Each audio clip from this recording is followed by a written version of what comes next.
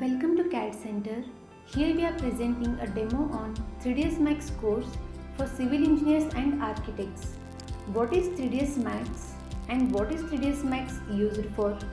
3ds Max is a computer graphics program for creating 3D models like exterior and interior, product models, animations and walkthroughs.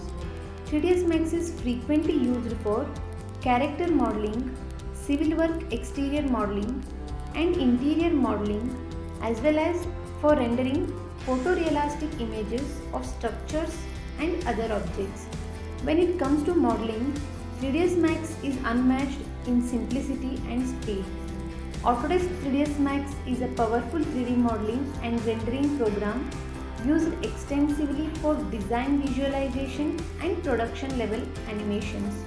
In this course, you can learn importing CAD plans into 3ds Max and working on it, material creations, render settings, applying downloaded textures, so on. For more information, visit our CAD Center, 4th floor Mujawar Arcade, Nehru Nagar, near Ramdev, Belagavi. Thank you.